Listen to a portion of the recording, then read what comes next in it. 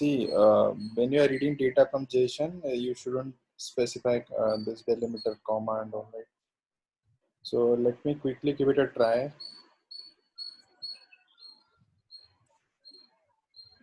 JSON workspace JSON.reader.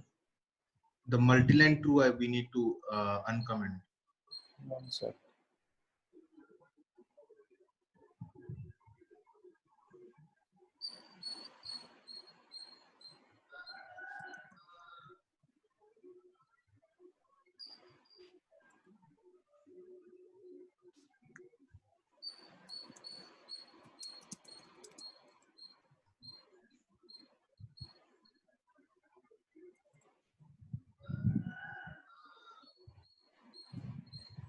So the file is here inside, right, or somewhere else?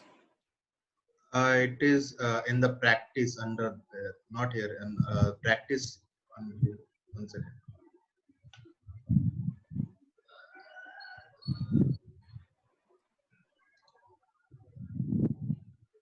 Here it is here. No, I'm just asking about the JSON file. Where is the JSON file? JSON file, it is in here in the local only. This one. And you have given the correct path, right? DE workspace. Yeah. Okay. Works. Okay.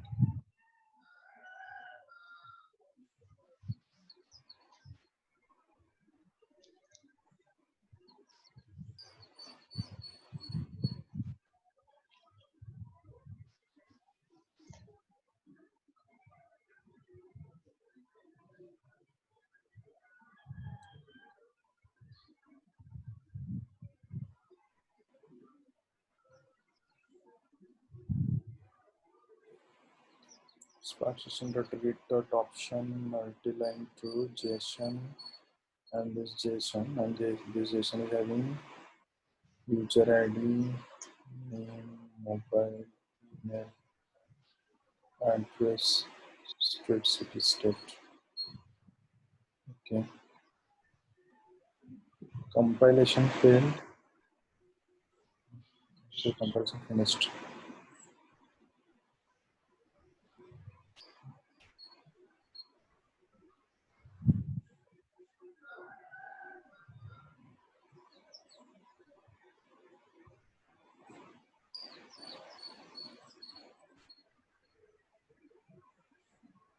Okay, now It's reading but corrupted record, it's saying.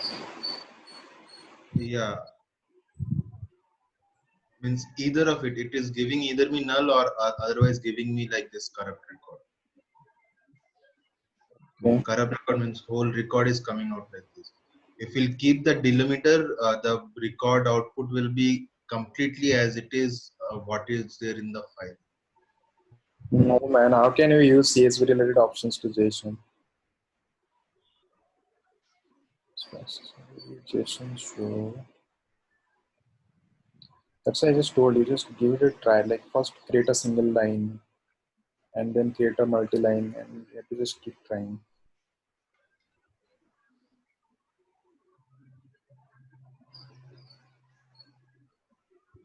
Oh, just let me remove this.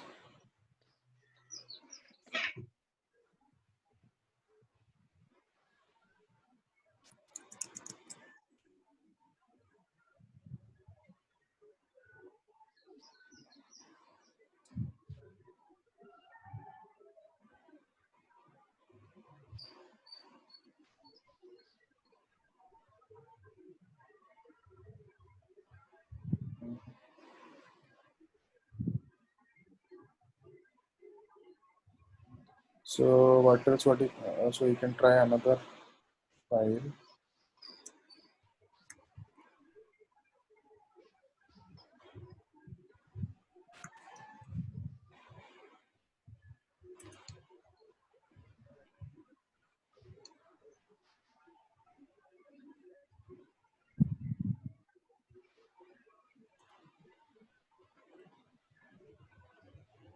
I think I got it somewhere.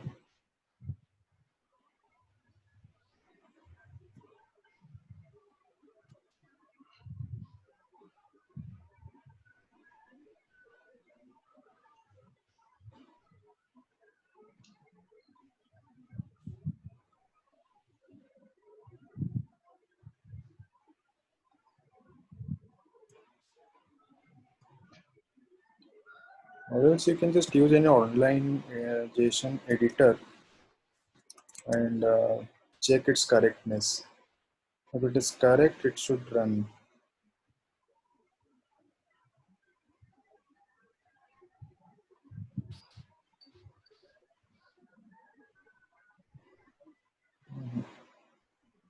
Still no luck. So,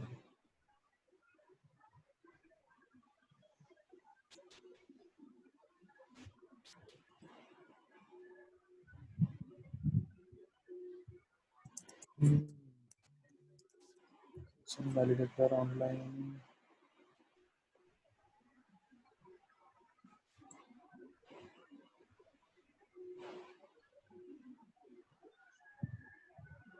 Validation. Still it's failing.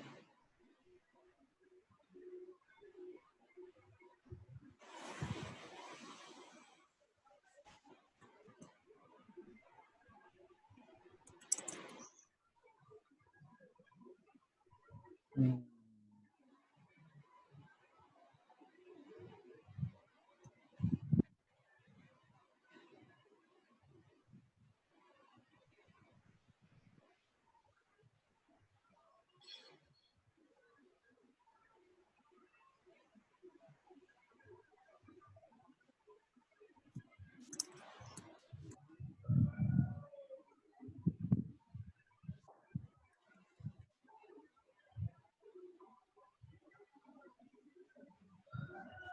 That's like this.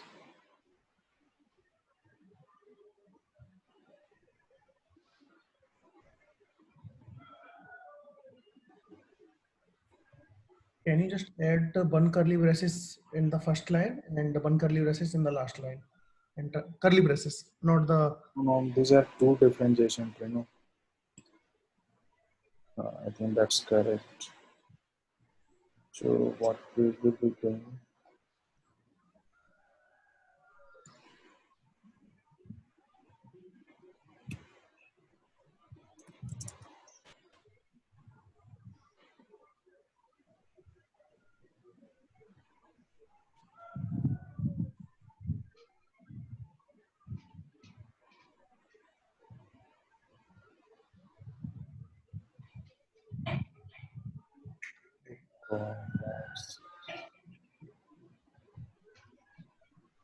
Still it's incorrect record. Are we reading from the correct directory? Workspace JSON. I think it's reading correctly. Yeah? So there's something. I think multi-line true, how to pass. Are you using the correct syntax? Yeah, I've seen couple of videos also that there also this multi-line true only it was shown.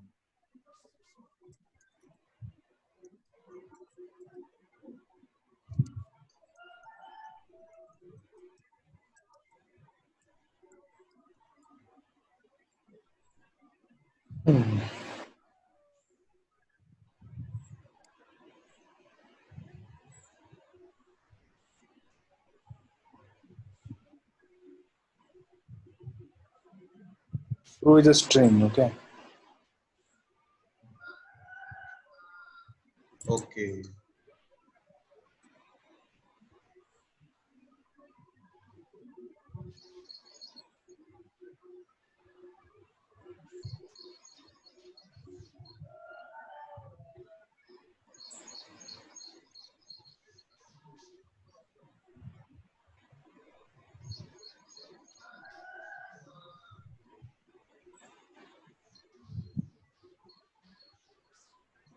Still it's failing here. Strange. I think file you have not saved. It is not showing not saved, right? The icon.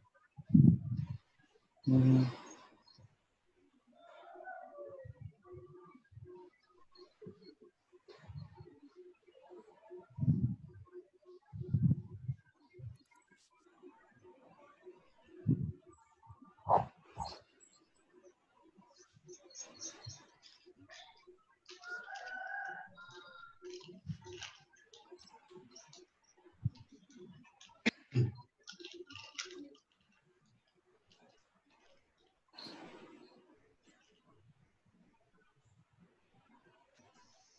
Something strange, yeah. Spark session retrieve dot option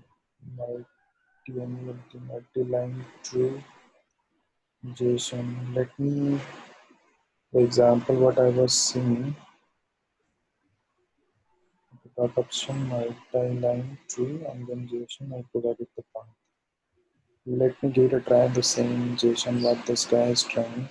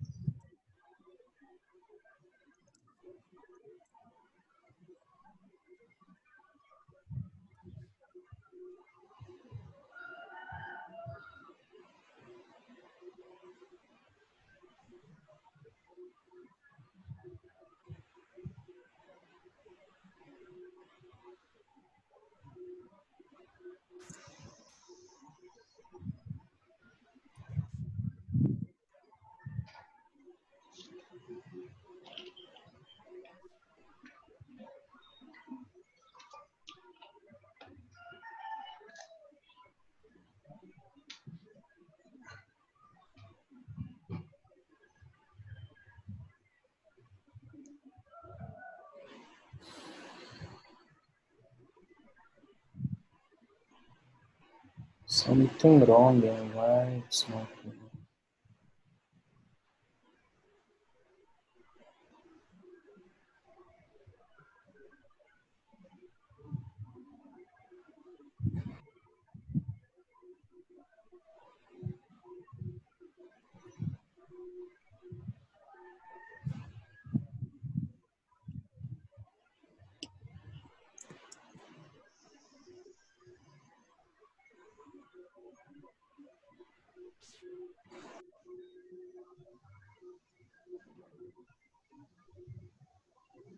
In the last 2 days, I got into this kind of situation.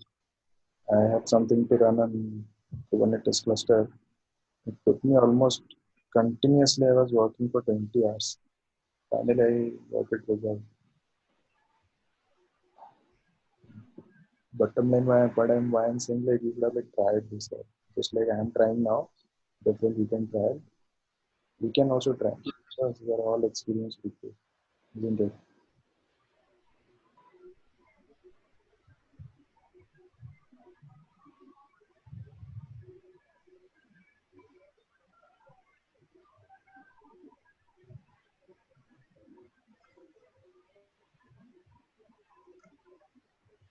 No, no, no.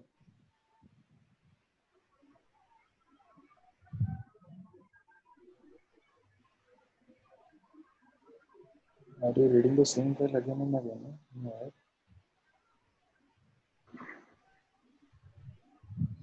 One can just this corrupt record is coming. Maybe can we 1 second? Let's just Oh, comment it this thing God, out. I'm doing. No, no, struct type anyway, we are not using it. Right?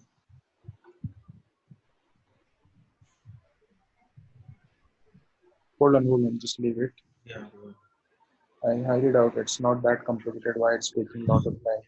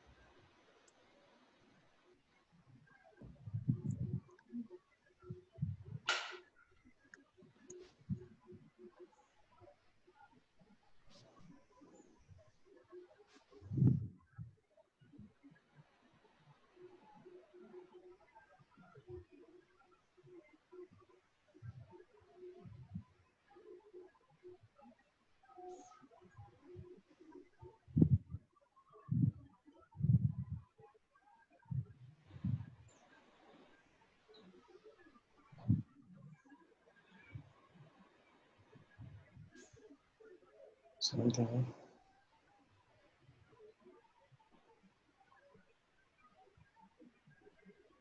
Record number, zip number, and all this.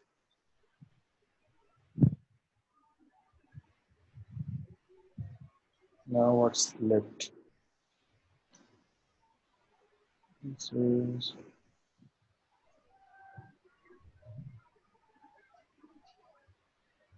file save on workspace.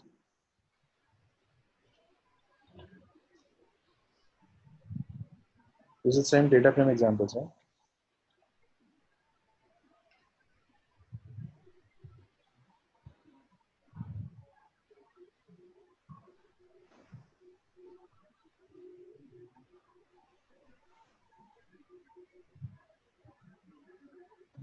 Still wondering what is happening.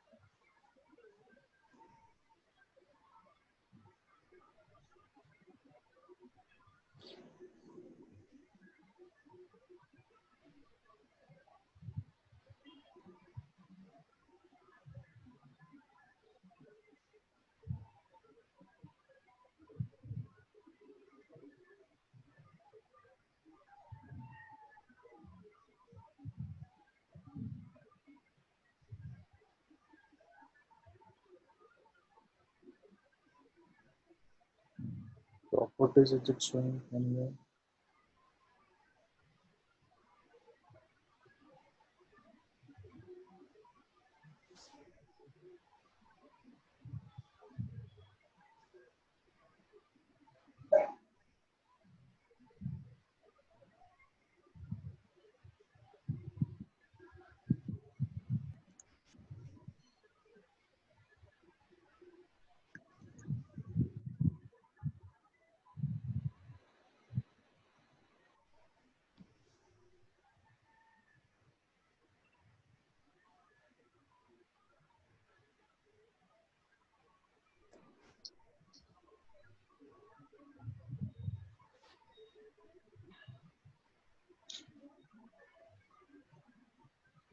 Why, man? Why? Why is it like that?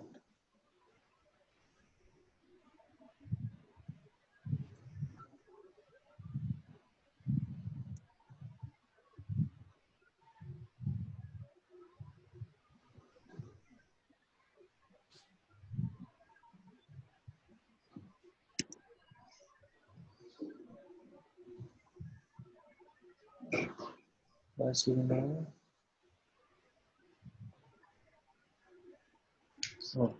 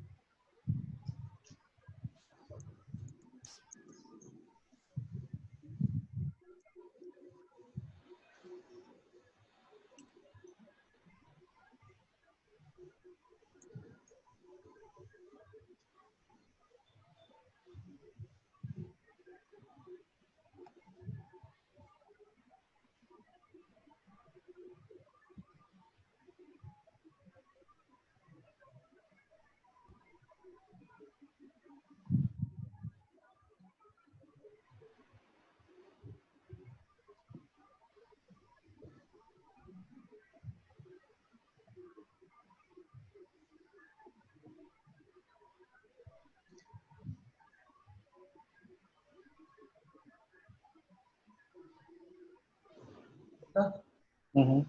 Code it's working. But it's working. Yeah, I will send you the code. What change you made? I didn't make any changes. Same code is working. I think so. It's the same code only. Still, I will just send you.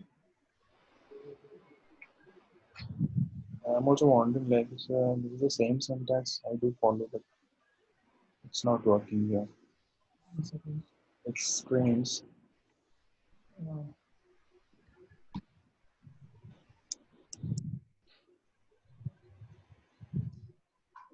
Same code is working, right? You're saying? yeah, Maybe the JSON problem is there. Otherwise, I don't. I took the same JSON right now which you are using. I sent the code also. The same code I will try. Still, it will fail here because I'm sure something happening in the system.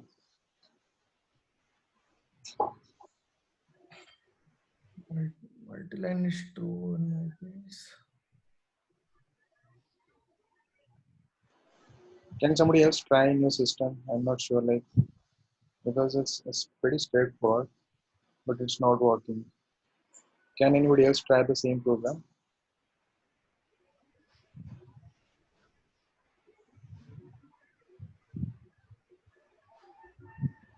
Oh, it's weird. Still,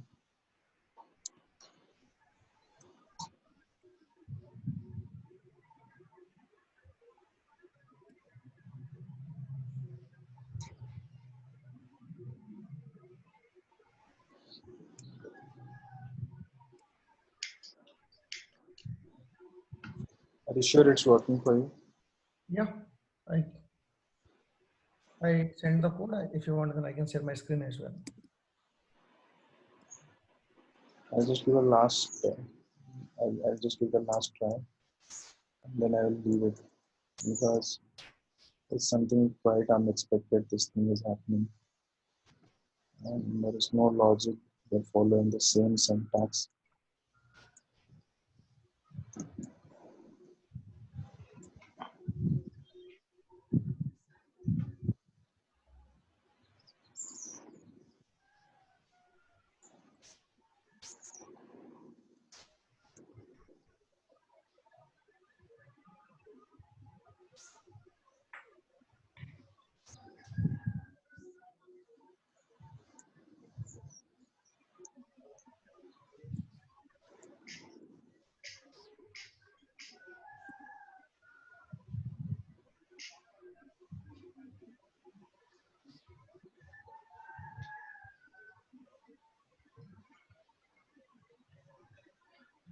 The can you make multi-line true?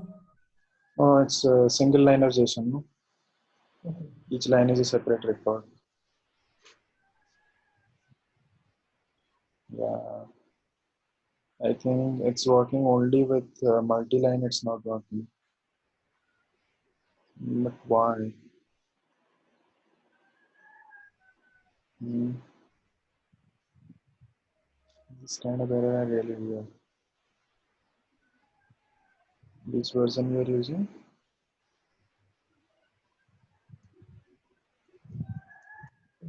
2.1.1, right? The version is different, I think. 1 second. JSON multi-line, though it came, I think, from the very beginning of.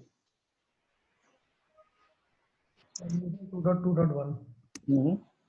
2.2.1. Stanco 2.11, 2.2.1.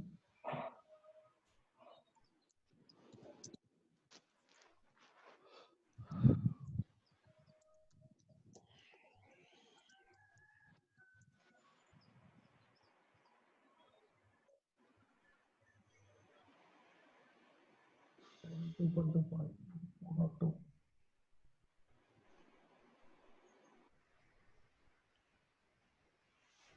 Again, like I have to go through each and everything, then only I'll get to know. But anyway, I don't want to spend time on that. Only thing is why it's not working for multi-line. What's wrong we are doing? Siddharth, Mhm. do one thing. Can you just do one thing? Spark code 2.11 percentage 2.2.1. Just make it 2.2.1. Current system is more. Are you Build 2.2.1? yeah, in both the file. In build 2.2.1 and down one also. Yeah, now do the multi JSON.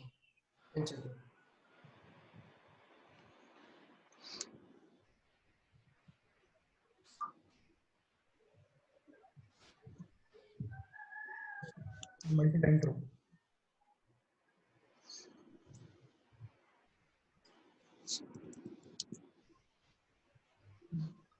I don't just start building, yeah? So start building. We change the libraries, right?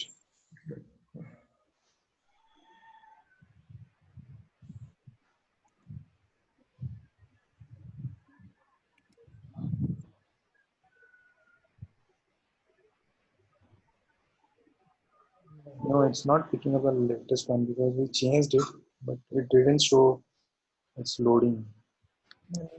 Can you manually refresh libraries?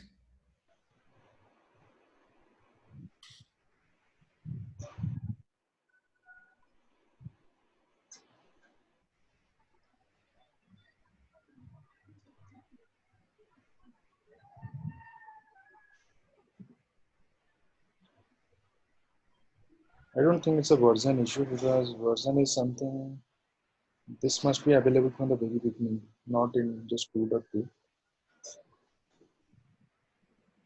Only thing is something is mistake is either some junk character is getting added, or sometime when we copy something from web, we just add a whole bunch of junk characters.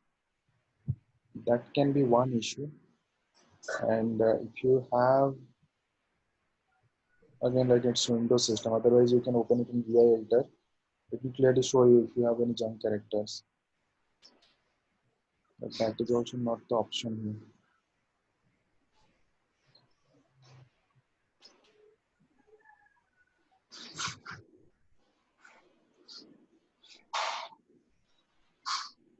No, sir, no. Okay. Actually, Spark 2.2.2 introduced whole multi-line function, multi-line option 2.2. 2.2. And again, like his system, it's not updating actually. Even though I added it, no, it's still not refreshing.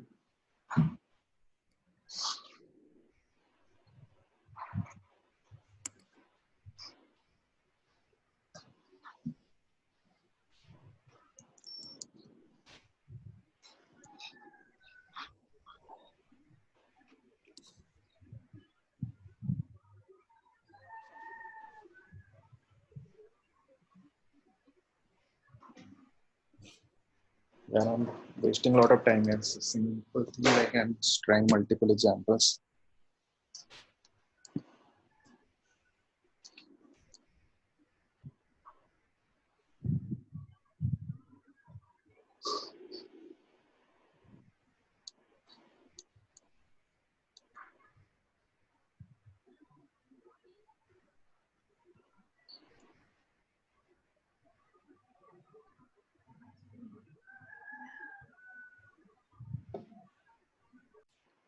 Meanwhile, let's finish the step functions part.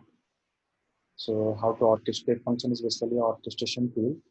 What do you mean by orchestration tool? Orchestration tools are whenever you're working in a project, there are multiple steps are there for a single pipeline. So there we use orchestration tool like Apache EG, Airflow, or this step function. Okay, AWS provides a step functions. Orchestration tools helps you creating a flow, okay, bigger flow. Okay, you have multiple jobs. Some job will be running in parallel, some will be running in sequence. How to manage that stuff? If something is failing, just give a retry, twice, thrice retry. You just apply. Okay. If certain data is available, then do this. And apply conditional expressions in the orchestration framework itself. Like if something is happening, then run this way. If this is not happening, run in the other way. If the branching should be available, iteration should be available. Means you are performing some activity and the second activity shouldn't start unless and until this is completed. Okay, those kind of thing. Okay, orchestration tool is something which is not new, or you can just Google search, you'll get a fair idea.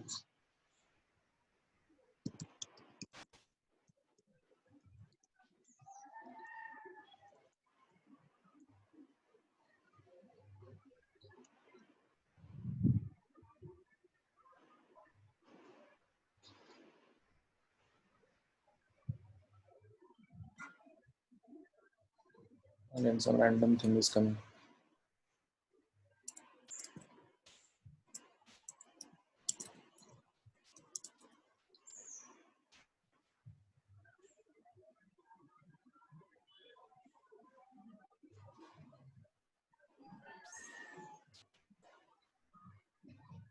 This is a typical example of Apache UG. So this is one Hadoop MapReduce job. This is a big job. Okay, then this is again MapReduce job. This is again Hive job. Okay, and this is completed. That means what? Means you have a big data pipeline or a data engineering pipeline which has multiple steps. First step, you are doing some data ingestion, say, okay, which is a MapReduce job. Second, you are basically applying some data cleansing. That is a big script you have written. Then the data cleansing is done and you are doing some data curation, and you have two branches. Certain part you have implemented as MapReduce job, certain part you have implemented Hive job. So those can run in parallel because these are two independent jobs. These are two different set of matrices you are calculating. Okay, and you don't want to do it in sequence, because suppose this is taking 2 hours, this is taking 2 hours. There is no point in taking 4 hours. Rather, if you have big cluster capacity, you can run them in one go and it will be finished in 2 hours itself. Okay, because these are all running in parallel. Once these two completed, so suppose this is generating some data, this is generating some data, that's it. Okay, this 4 can join basically from this step 4 kit. Means there are two jobs will be running. Okay, so again, join means not like literal join RTT or data frame join. Join means like these two jobs are completed. So this join will get notified. Yeah, all of my jobs are completed. Then go to the next, go to the end step.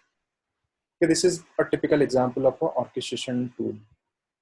Okay, Apache UG basically is the tool people were using 10 years back.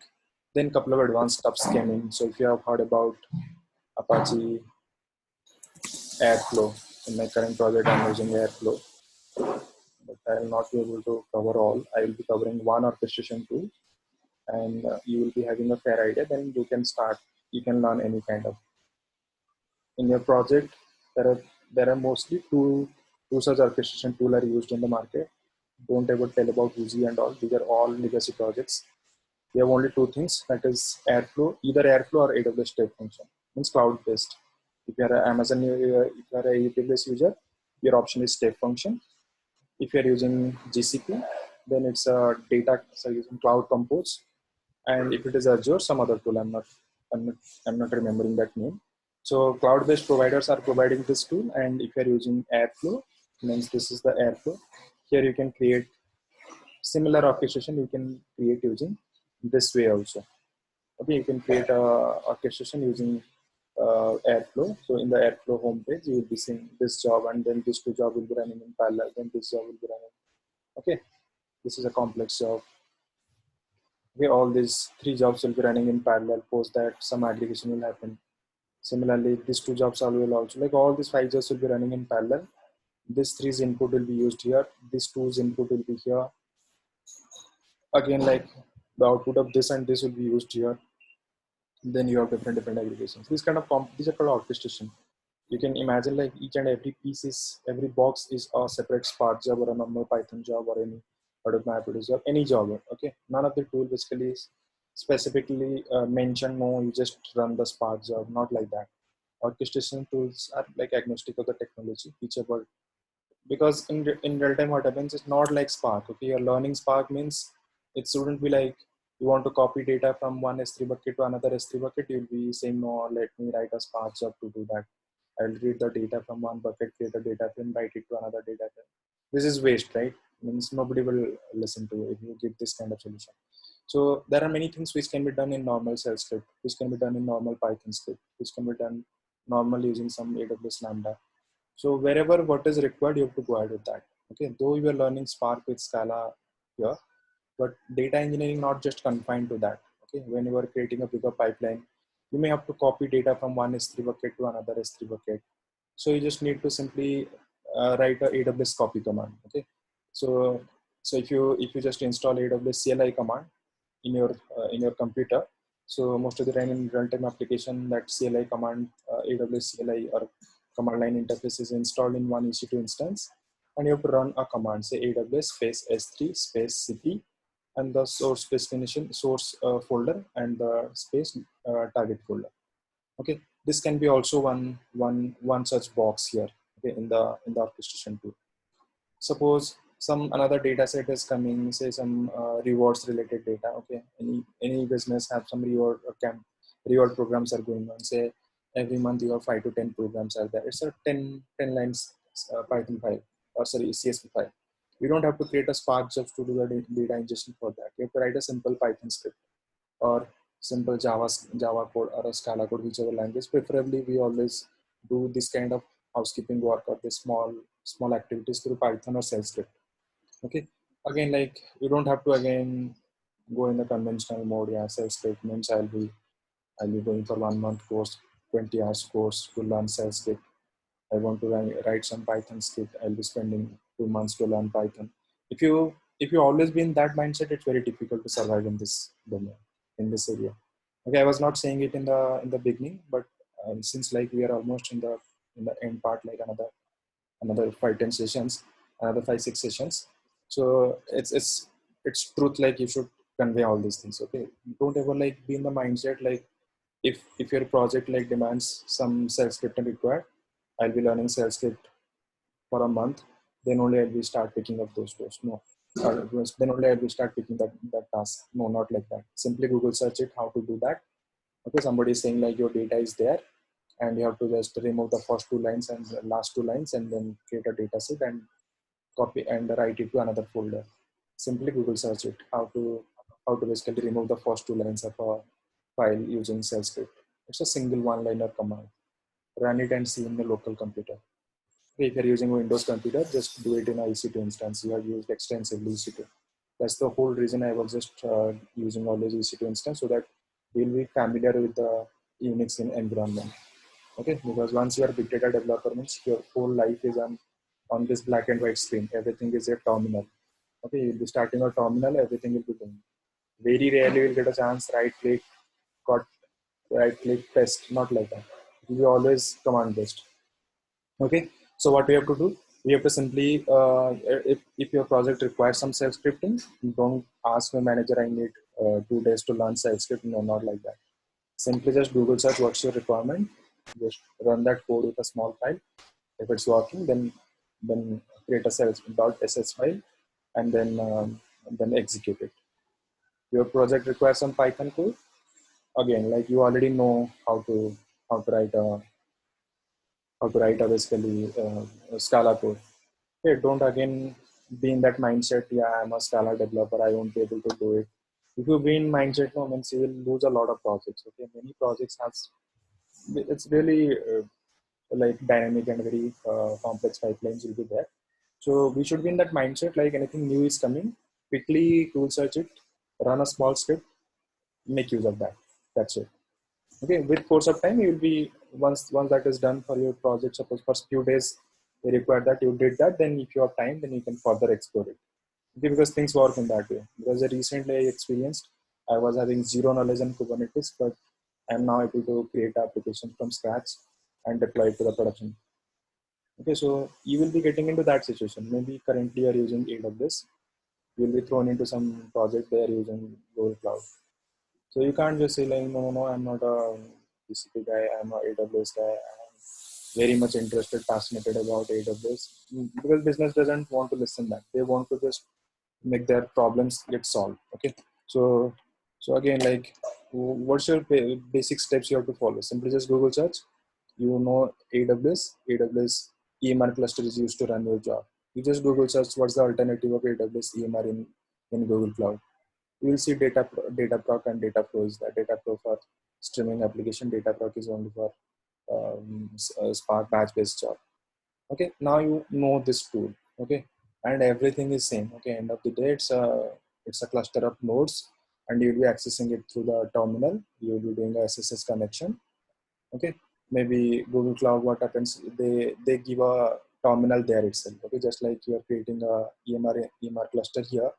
So all these tools have different interface. Here you create a EMR cluster, then in the bottom it will be showing a console. It's just like your terminal, your Putty terminal.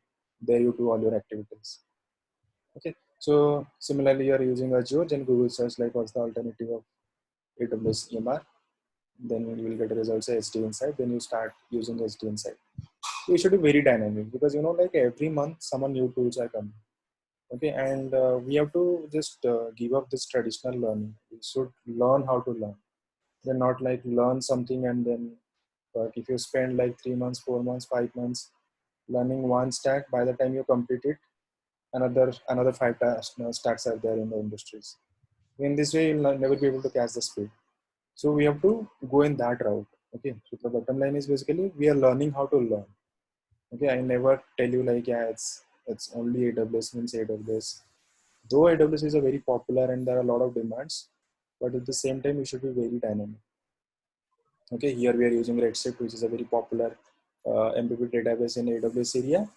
There, the moment you jump into Google Cloud, because they are also doing very aggressive development, they are now very competitive with other cloud providings.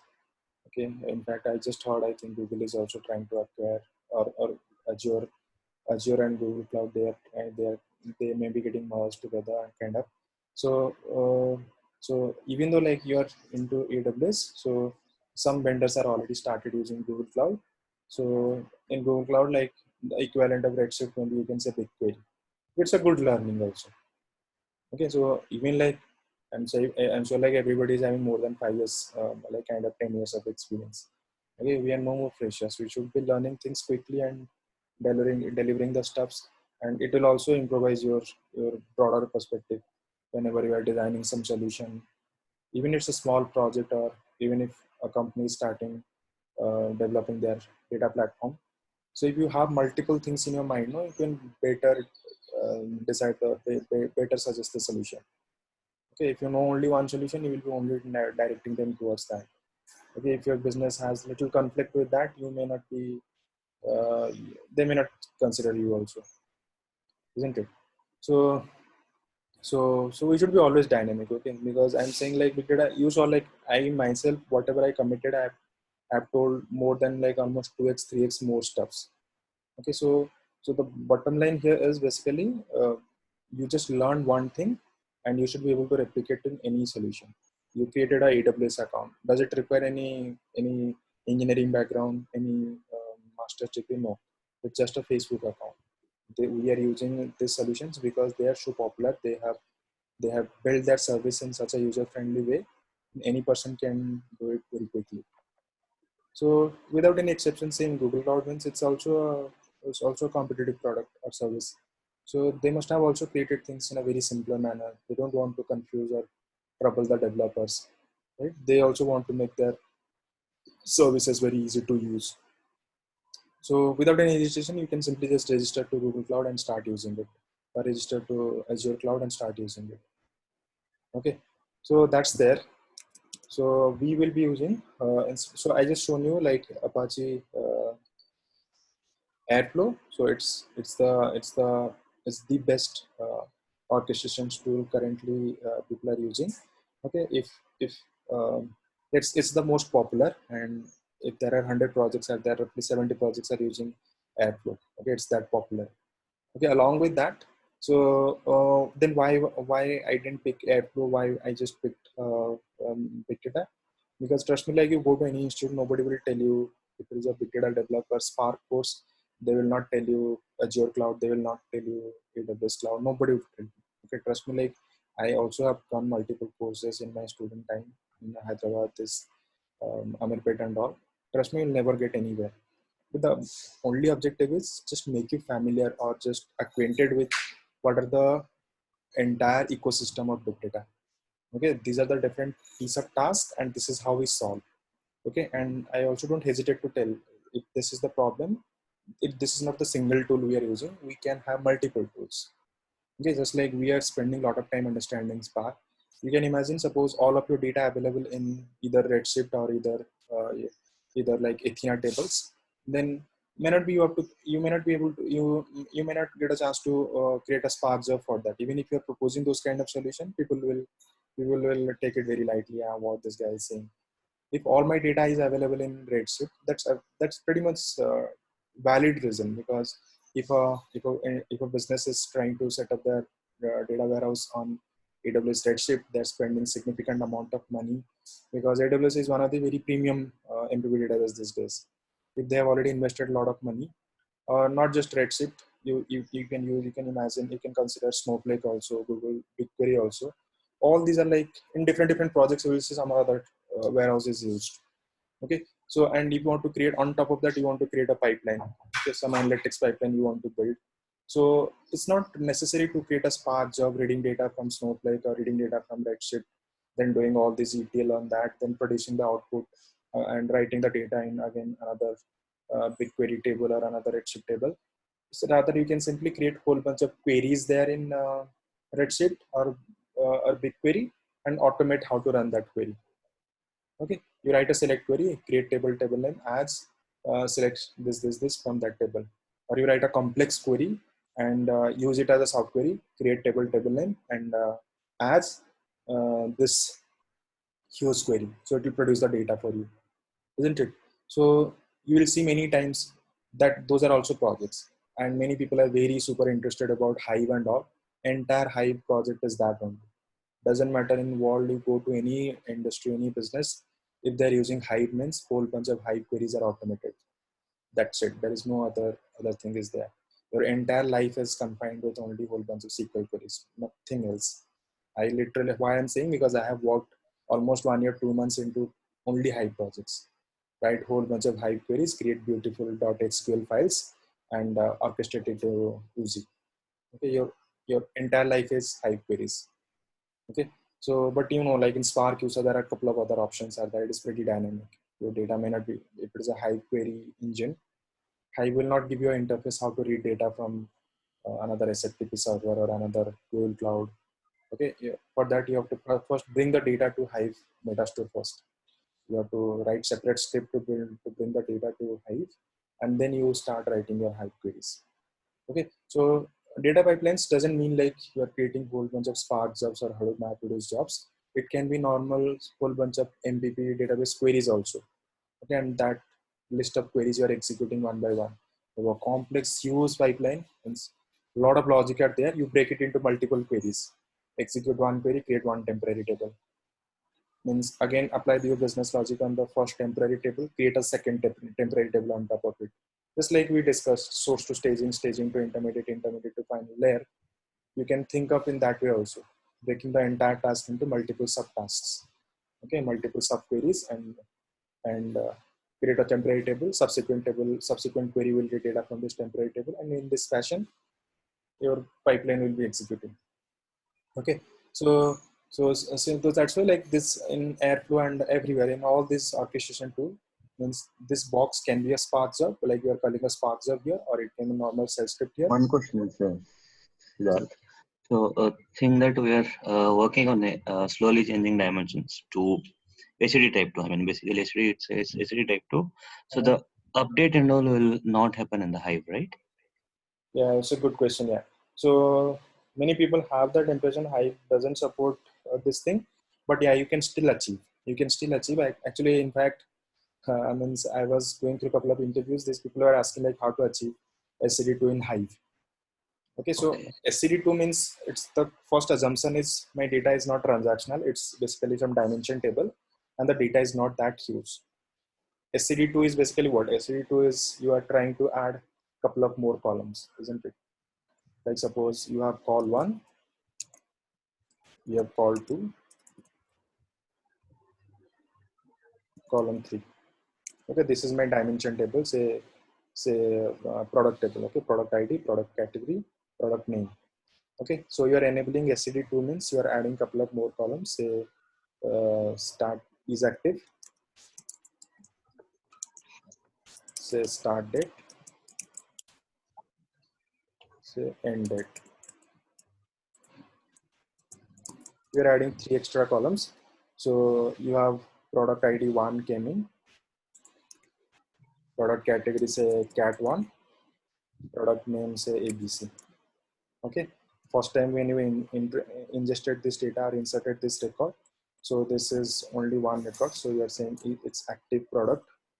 Start date say you added it on 2020 0101.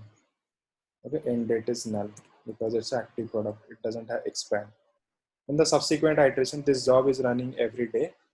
Okay, after 10 days you revisited the same record because in the backend they have changed the data. So that means what you're doing, you have to reinsert the data. You have to insert that product ID is same. Okay, So you are receiving another CSV file and you have to ingest that data. And you saw there is a product ID with one already existing. So what you do, suppose on the 1st of 2020 0301 on this particular date, you got a new record of the same. So now you have to add the end date. You have to update the end date from null to the actual date and is active equal to false. And then you add another record with the same, say product ID 1. So its category has been changed to category 2. Okay, and product name is same ABC. Okay, now this record is true. And this is you inserted in 2020 March 1. Okay, and end date is null. So SCD2 slowly changing dimension means like the dimension table's nature is basically it keep on changing. You are a person. Okay, suppose customer table is there, it's changing. You are now available. You are now working in Bangalore. You migrated to Pune. So now you change your address. So in Flipkart, you just changed your billing address to Pune address. So how in the warehouse this record will be captured? They will not override. They will not update your record. They will add another record. Okay, because a long story, I don't want to discuss that now. In warehouses, we have to capture all these things. Okay, in warehouse now you have 2 customer records. Okay, with the same ID, only one is active now. Okay, so how to implement in Hive? Doesn't matter Hive, in any SQL. Okay, Hive we are saying, why we are emphasizing Hive, because we are saying it doesn't support record level insert and update. Okay, obviously that is not supported, but we have to trick it. Okay, we have to basically solve it through our trick. So what are the steps? Data frame also it is not supported, right? We cannot update the data frame. Everywhere means like the Okay. funda is here. It's a small data set. Dimension table means a small data, means I'll be replacing the entire data again, but at the same time, like how to do that. Okay, in when it is supporting record level insert update delete, it's pretty straightforward. I can just insert few records, but here you have to refresh the entire data again. Okay, any record which is overlapping means you have to delete that previous table and recreate it, and you have to follow the steps. You read this table, okay, and create one.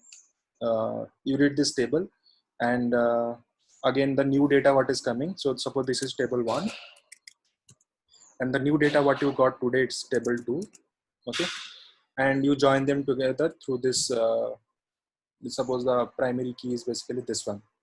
Okay, when you are reading this data, you always make sure when you are reading the data, you have to put the flag is active true, so that what is happening, you are not double selecting the same records.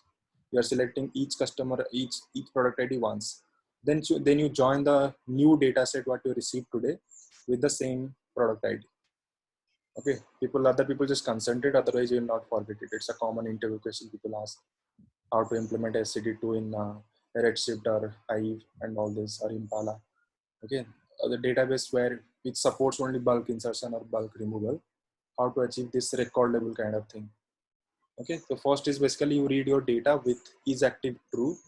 Okay, because the same table can be having multiple product IDs, but if you join them together, it will be a cross product. Okay, so we have to read only this data, and then the new data is also there, and all this false record you create as a separate table. Okay, create table name, select add, select star from this table 1 where is active equal to false. You keep it as a separate table, and you take only the active record and you give it alias name, say table 1 underscore 2. Now this is suppose a new, okay, table what you received today. It's a table new, and you join them together through the product ID. Now you got all these records wherever means left join. Okay, you have to do the left join wherever it is matching. So that means these are the overlapping records. So for those overlapping records, you have to replace this is active equal to false, and the new records will be appended with 2. And then this joining tables with that inactive records, table say inactive, join all these 3 tables. Sorry, take a union of all these 3 tables and write it back to again Hive. Okay, if you understand SCD2, means you can break that statement into 3-4 steps, and you can refresh the entire data again. It's doable. Okay, SCD2 is what the logic what we discussed, that is SCD2, and you have to think how to implement it in Hive. Okay, Not sure if you understood or not. First step is basically pick all records. Anybody heard about SCD2? Rest of the people? Slowly changing dimension type 2. Acidity, what you said, acid 2. SCD2, slowly changing dimensions. SCD. Oh, no, no. These are warehousing concept. Start going through that. It is a very important thing. So some warehousing concept you can start exploring since you are into big data now. Some warehousing concepts should be there, not like very depth thing. Only the same thing I'll be repeating. If you just always be in the research mode, no, it's very difficult to survive in this area, because the same thing a person is learning in one day and the same thing you will be spending 3 months. Whereas that's not required. I will be using a single concept of one thing. Just understand what is it, use it, done. Okay, then with your experience you will get to know like what thing I need to focus more and get more knowledge. Okay, which will be more useful for me. Then only you will be start deep dive. If for every other term you hear and you just start doing PhD, gone case. Big data is not for us. Okay, so don't always go into that mode. So for warehousing, we have to learn couple of things. Okay, that is star schema, then fact and dimension table, and then SCD.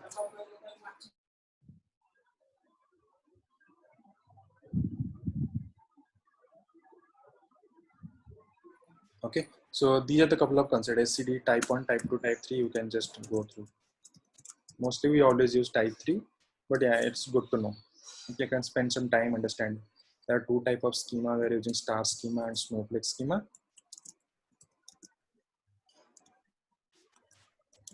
These are a couple of concepts you can understand. Okay, SCD2, I just give you an example. Fact tables are basically when in a warehouse you are basically creating some table to address this transactional or user activity data, means data which is very frequently get generated. So those kind of data you can do the ingestion into the warehouse. So those we call it as fact tables. And dimension tables are basically very low speed data, like customers data, product data, reward data. Means every day it's not like if a million transaction is happening, only say 5,000 or 10,000 customers are coming. Or if 1 million transactions are happening, then maybe like you are having 500 products are there. Okay, and it's not like keep on adding every 500 products you're not adding to your store or any business, right?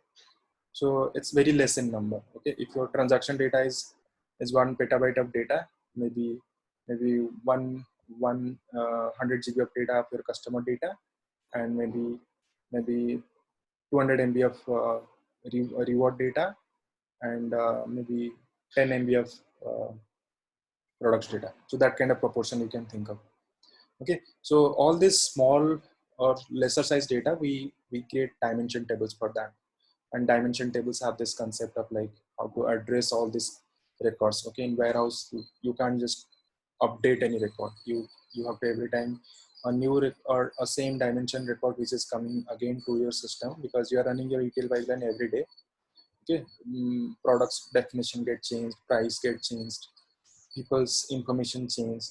Current city Bangalore, next day it's changed to Pune or Hyderabad. So it will change. In your warehouse, it should be all captured. Okay, because otherwise the further analysis will be invalidated.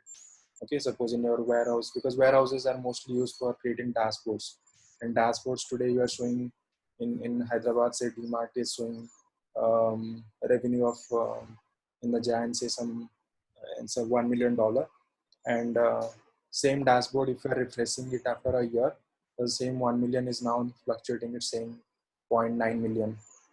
Okay, or basically 9 lakhs or 9.9 lakhs. Okay, that means what? Like that means somebody will doubt, like maybe in the backend you are changing the data. Okay, if you change the records, it will happen in that way. Suppose in dashboards, what we are doing, suppose you are showing some chat saying monthly revenue or city-wise revenue. Okay, city-wise, every month or every quarter you want to show some revenue. Okay, the depending upon the which filter you used, so that chart will be appearing. Okay, so if you just keep on changing the dimension data, your charts will always fluctuate. You're getting my point. Suppose you stayed here in Bangalore for Jan and Feb of 2020. Okay, so you have also contributed significant amount to the revenue part. Not just you like another 10,000 people revenue part was showing in the dashboard. Suppose this 10,000 people migrated from Bangalore to Hyderabad. Okay, now when the same chart is showing, so earlier it was showing some X number of customers and their sum of transaction. Now that X has been reduced. Maybe not that much, because some people migrated from Hyderabad to Bangalore. So that means those chart, whatever numbers you are seeing, this will keep on fluctuating. So how to avoid that? So that's why like we always keep the data. Okay, if Amol Bangalore was there for a year, so Amol Bangalore will be there in the dimension table forever. Okay, if Amol has now migrated to Pune, so Amol Pune will be starting from say 2020 June. Okay, now all his transactions will be contributed to the revenue of Pune part. Okay, we are not showing the revenue part from Amol from the first 6 months of 2020 from Bangalore to Pune. Okay, so data is basically it's all decision making data. Okay, we can't just play around with that. These are fundamental rules of warehousing, how to make sure like this kind of discrepancies are not happening. Okay, the moment you reported 2020 Jan total revenue of 1 million. So after 10 years also, if somebody will open the dashboard and Tableau, he should be seeing the same 10 million. It's not increasing or decreasing. Okay, you have reported means reported. You can't change it. Okay, you can't change it. That's the thing I just wanted to highlight here. So that is there. And then the next thing is okay. So these are the couple of things you can self explore. There are endless things out there. I'm saying no, this is very dynamic. Don't just think like I'll be spending 1 month for warehousing, 1 month for self scripting, 1 month for Python, 1 month for Scala, 2 months for Spark, 2 months for Flink, 2 months for Hadoop. It will be kind of like another master's course in any of these college, right? 2 years. And the moment you complete all these things, land into the market, you saw another 10 products are there. So you'll be getting into how infinite loop trap. Okay. So I am saying like it's a common thing. I also faced that kind of dilemma many times, and very difficultly I just got out of that. I am also kind of research guy. I just spend whole time understanding this in and out. It's not adding much value in the current market. Like we should rather learn how to learn the things. Okay, not like one particular thing. Okay, so with that, I want to finish this step functions today. So step function is again another such tool. Okay. So, okay, SAD2, you can just think, okay, even you can Google search, you will get all these tips. Means whatever I told, you can see, you can get the right scripts also. Okay, so then AWS step function.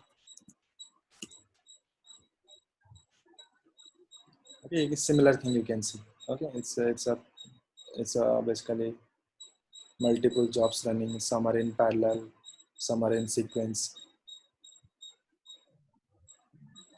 Okay, some are, so this is running in sequence. After this, in this way it's running.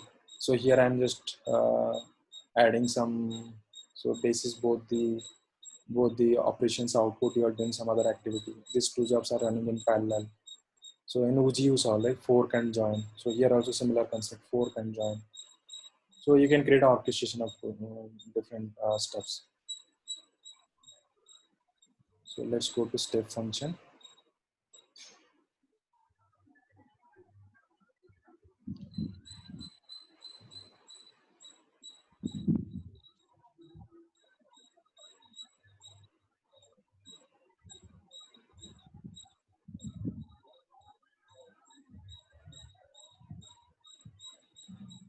Create a step function.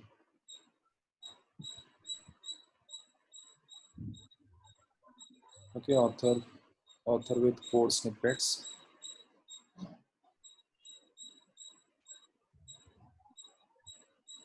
Let me quickly send you a code.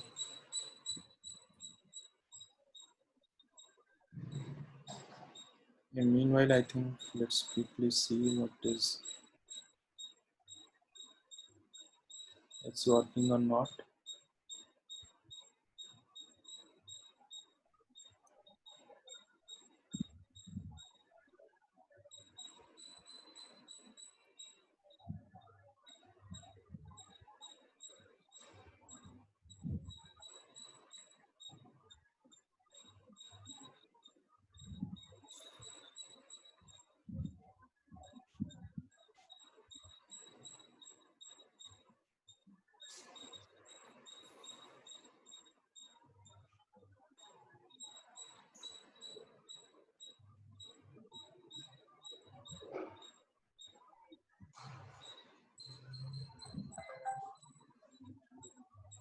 I think it started working, right? Yeah, you are true.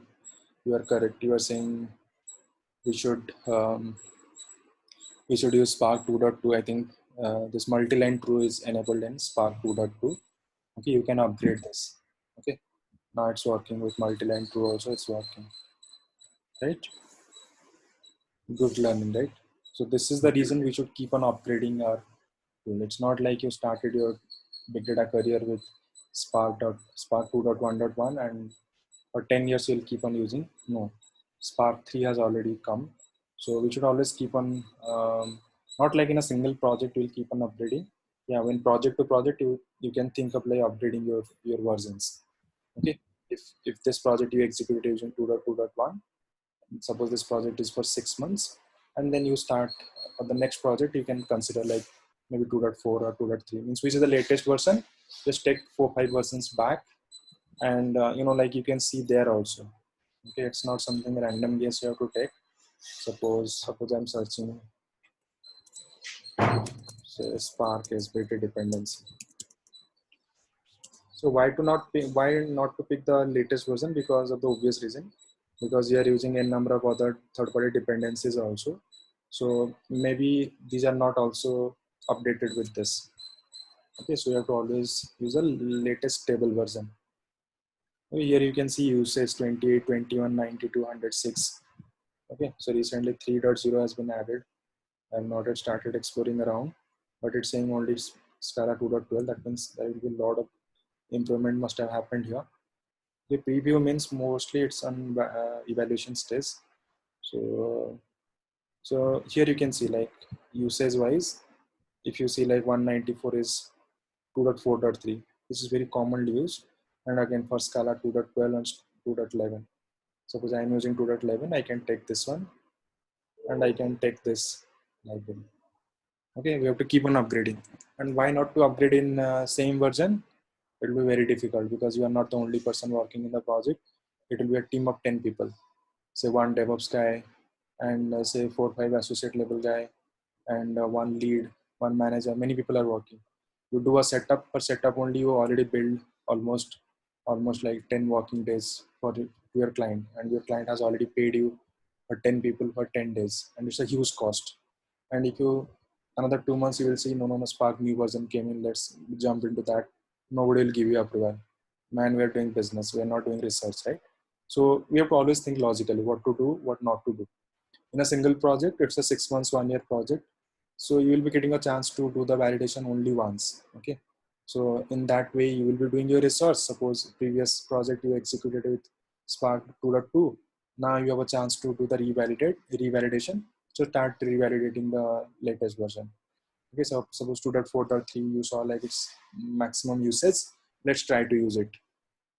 Okay, in that way we basically make decisions. It's not any just an intelligent guess. Okay, that's it. So I just sent you a script. Can you quickly open it? Yeah.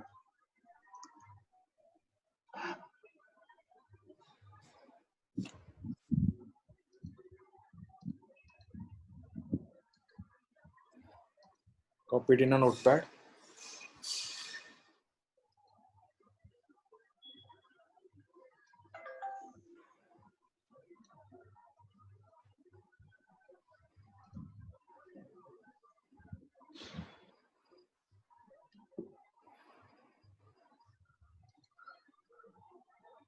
Okay, so this is one big pipeline. So what we'll be doing, we'll be starting with a small one. So let me pick one job, say this. Okay, this is orchestration, like multiple jobs has been added one by one. So let me just pick one and let me show you like how to create.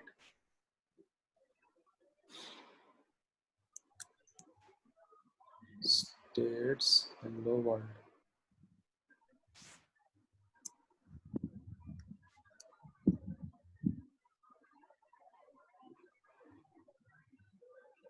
See, I'm giving, say it's orchestration. First, I'm starting with staging. Okay, staging. Any readable name you can give. Type its task. Okay, I don't have any. It's a single task only. I have any more. I don't have any more tasks. So what I'll be doing? I'm just finishing it here. And equal to true. Okay. So this is the ARN name. Okay, application resource name. So what I'll be doing? Assuming you have executed the code to create a Spark job using Lambda, right? You completed, right? Lambda, no, I haven't done Oh that. my god. Nobody's cooperating here. My system was not working, sir. Now that was I'm just pending with that last class. I have seen the whole class, but I need to work on that. That's Okay, then I have to use somebody else's system. Saurabh, can you share your screen? Below. Oh, you sent the script also, right? Yeah.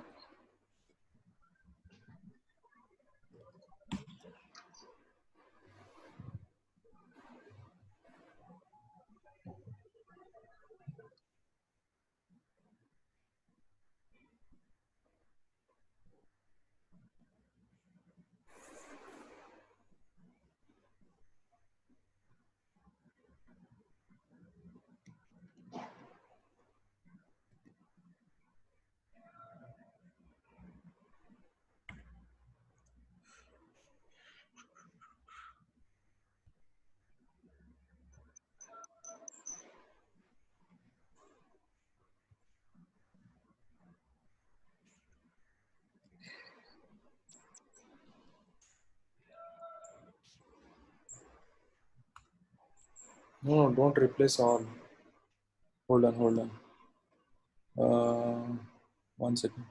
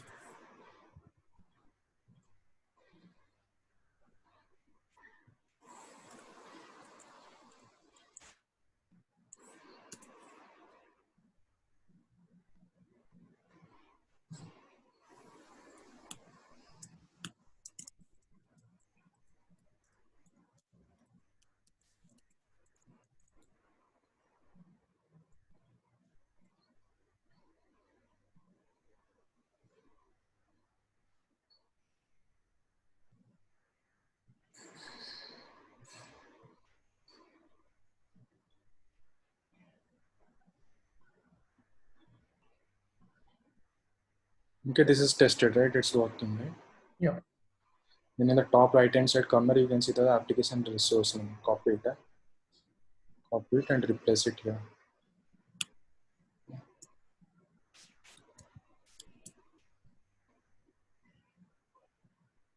Okay.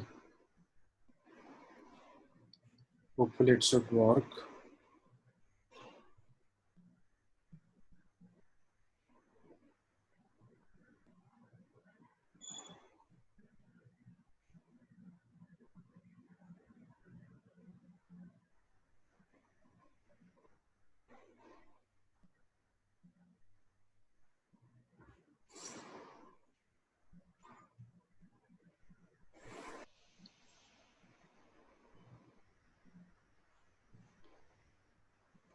Same thing, it will also ask you for a input. I'm not passing any input. Let's see.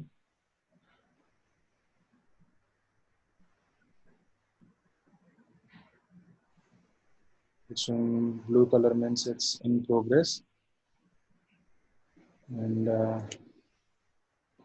all these in progress, succeeded, failed, cancelled, this. It's showing succeeded. How come like a Spark would completed this fast? It should create a EMR cluster, run the job. EMR creation itself will take roughly 4 minutes, right? Yeah. How come it just completed this fast? Let's see. Is it doing some magic? Termination with valid errors. Validation errors. SSH key name was not. Did you remove the SSS key or what? So that just go to the Lambda function. There is the one change. One second. EC2 got changed. Then how did it ran last time? No. After the last time only it got changed. I pushed the code to the GitHub now. So after that I got the mail from the Amazon. There was the one more file, constant file. So Correct. You don't put any key. yeah. So after that, I got the mail from Amazon to change the credentials and all those. Okay. Then rerun this. New execution. Start execution. Again, this is also vast. Okay, I'll give you a couple of examples. Rest of the things you have to self-explore. Only thing what I feel like I am just giving full content is Spark. Rest of the things just touch base, like what are the things are there, what's the use of that, and show you a couple of examples. Okay, that's what I feel like. That's what training is. Okay, you shouldn't expect like everything will be spoon feeding. It's practically not possible, because even if I'll show you 2 projects, so BTD is not confined to that 2 projects only. Okay, so training's objective is to show you like how to do all these things, what are the different steps are available, and some examples in all these aspects. Okay, you saw one thing, but again it's strings, right? So green means it's in succeeded, means your Lambda execution completed. Execution started, task state entered, Lambda function scheduled, Lambda function started, Lambda function succeeded, task state fixed, exited, execution succeeded.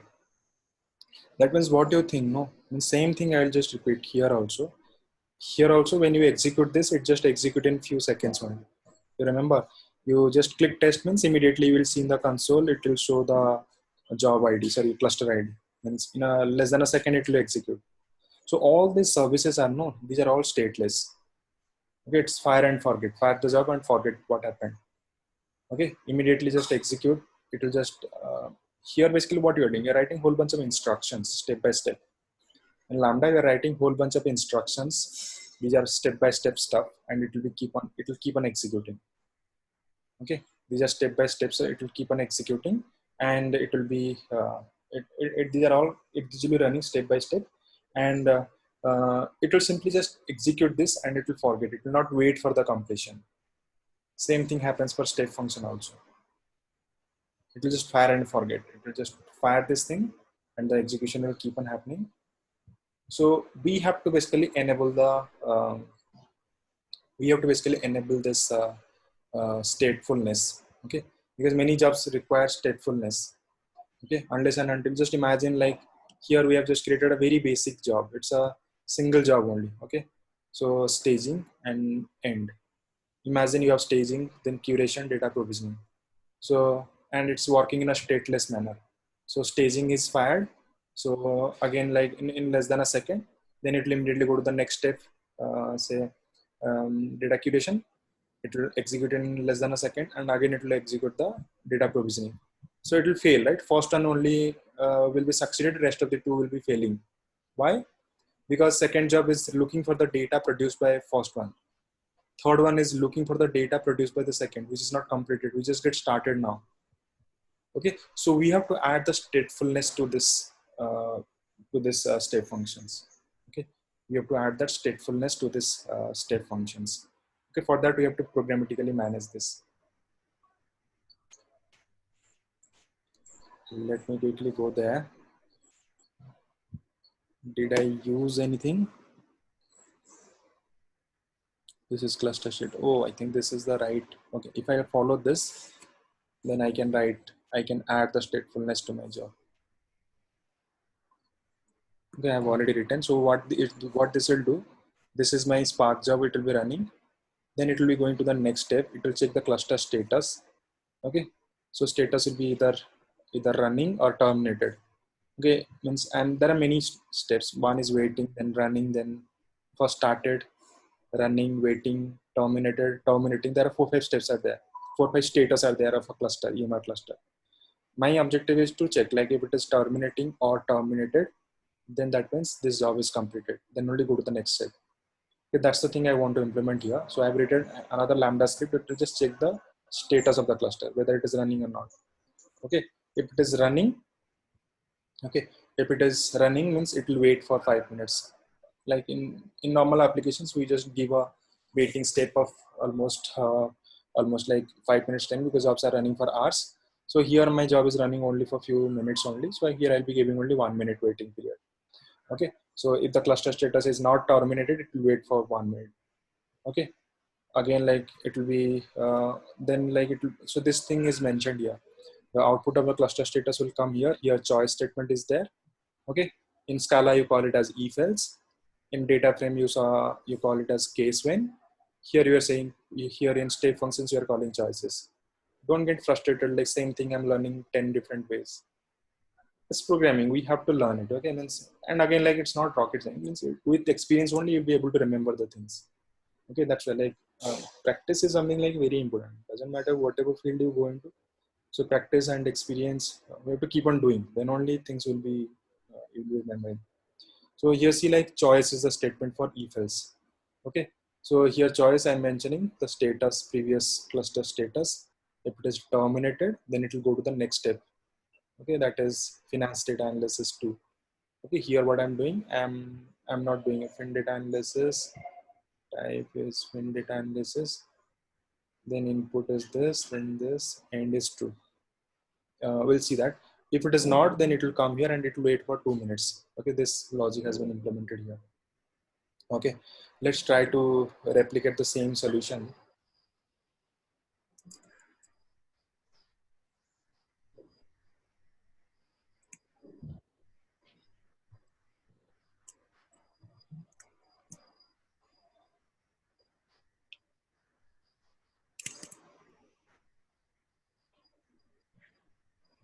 I'll click edit step function.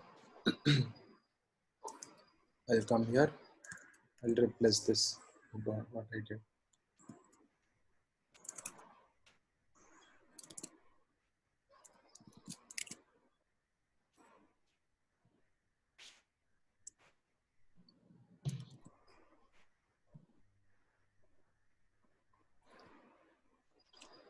Can you create another Lambda script for the status part? Let me see where it is.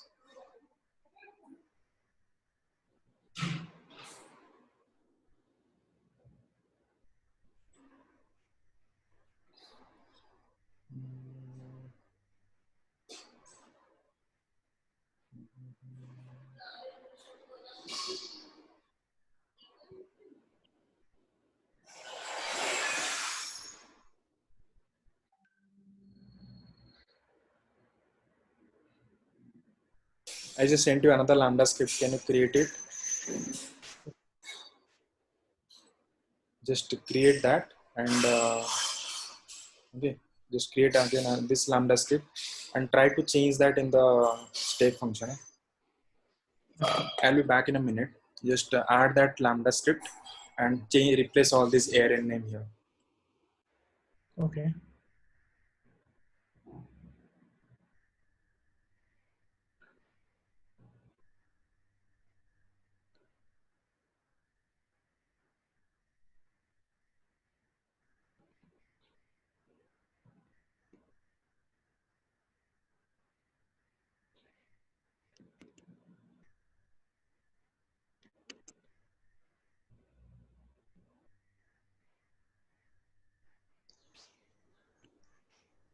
I got 1500 bill on AWS.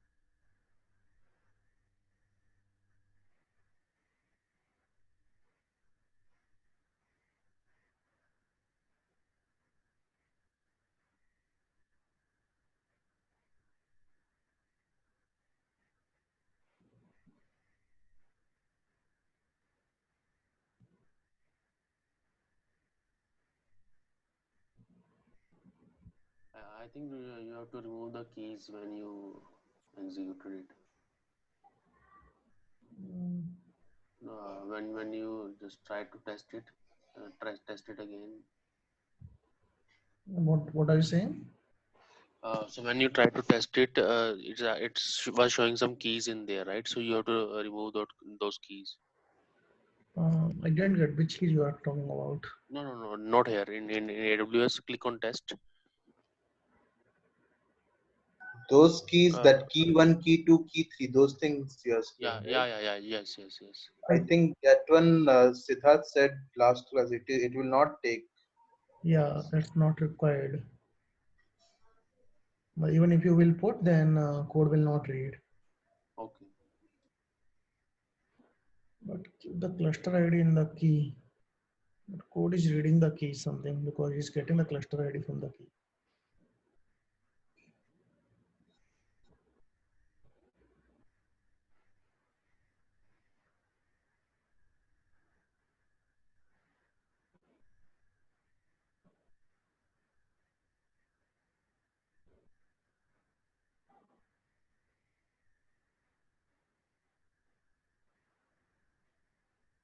Mhm. If I get the cluster ID from somewhere, cluster ID.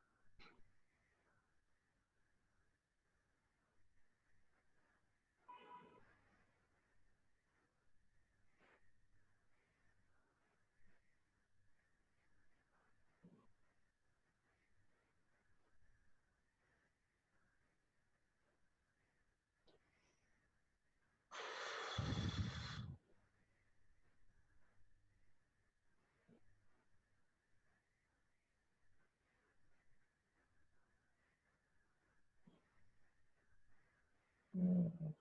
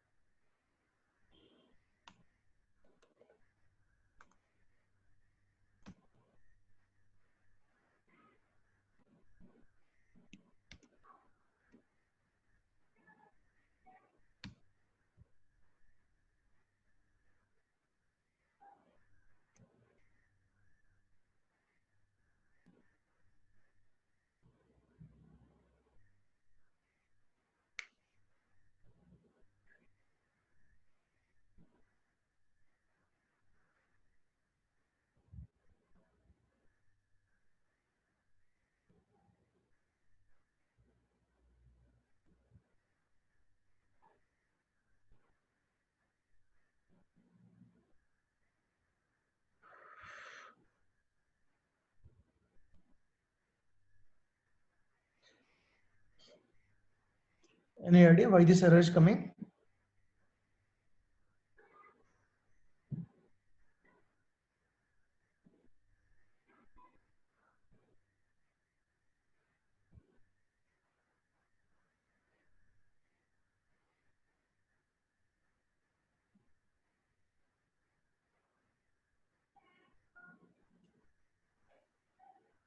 Maybe some IAM permission issue looks like.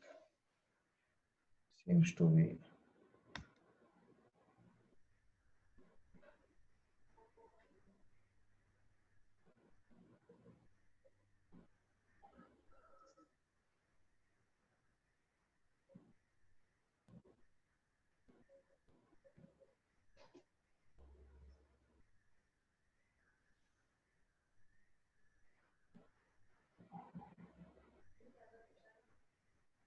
Uh,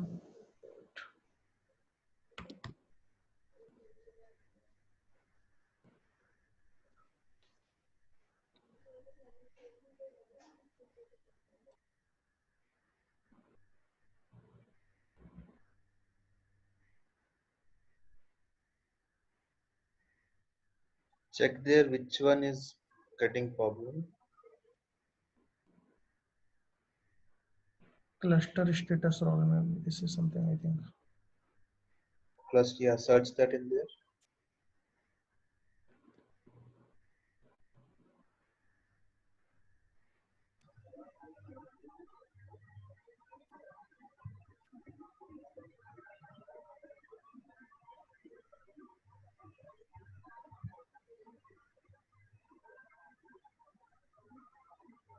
I think he was giving some map reduce, right? No, no, EMR, right? Type here EMR. EMR, so I already given that.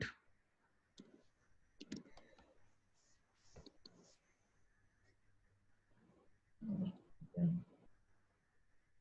This one. This should work then.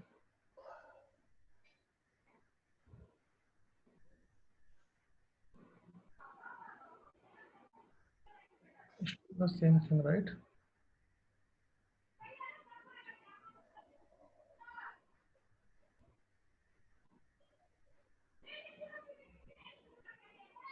What key error it is giving?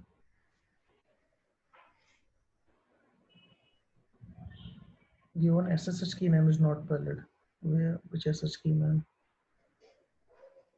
I already changed the SSH key.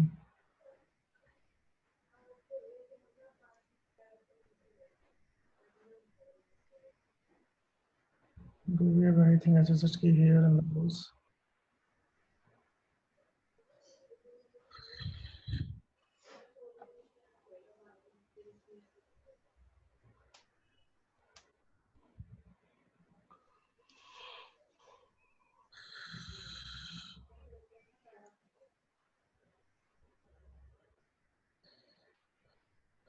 Talking about which key man?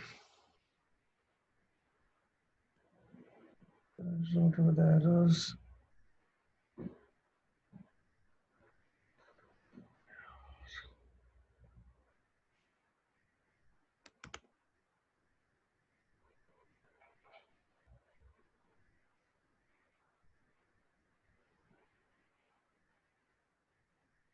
Geo.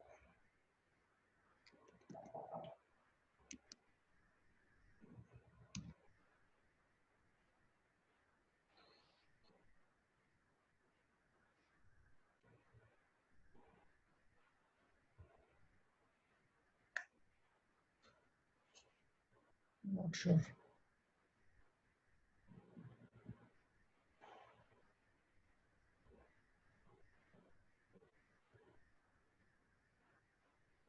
Given SSH key number is not enabled. Which SSH key name? It's running, right? No, Siddharth, it's giving SSH key error. Again, like SSS, you changed it, eh? That time only I changed it. I'm not sure why this is given now. No, here it's not required any SSS key. Yeah, but I'm No, you triggered it from there, or no, I did it from here only. no? It will not work as it is. It has to, you have to pass some parameter. No, I passed the, no. So in this Lambda script, we have to pass the cluster ID, right? 1 second, let me check what we did here. We have, where is your EMR console? Is any cluster running? No, all the clusters are done. Okay, all are terminated. So what you can do, you can pass any clusters ID. I did that. I took this ID. Okay. And I'm passing it as a parameter. Okay, just take the parameter and In the X, no, yeah, XYZ configure test event. I pass the cluster ID here. oh, you just give key one. It's not key one. What's the parameter name? For key in the event.keys, cluster ID in the key. Status cluster equal to get connection, 10 clusters, key in this. Okay. Required key is equal to key. Here, where did I pass it? Let me see.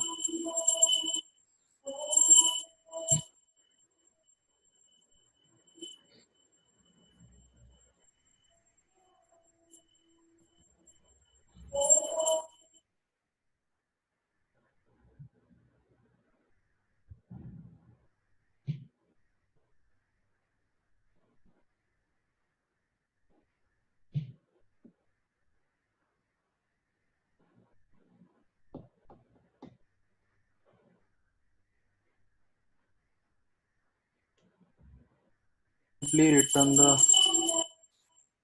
so sorry, it will return the cluster key, right? Okay.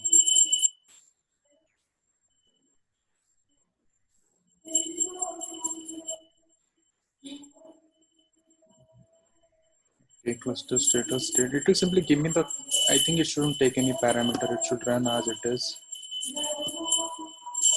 Because I'm not passing it. Here the job is basically, okay, so let's see what's the error. It's saying SSH key error. mention logs requested this key error and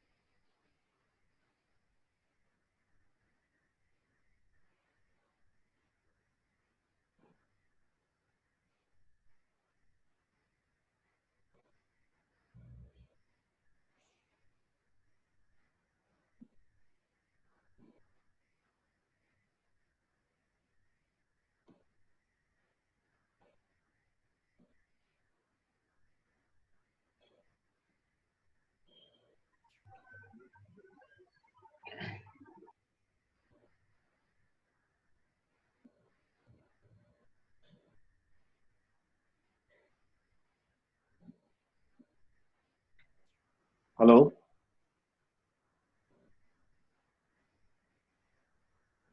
Hi, sorry. Hello. Hi guys, I have to drop off. Okay, I have another batch. I have to start. We will continue with this tomorrow. Okay. Okay. Just keep trying. Like if you're able to, then fine. Otherwise, I'll help you in the next session. Okay, I have to drop off. I forgot like it is first session. Okay, thanks everybody. Bye bye. Bye. Thanks again. Okay.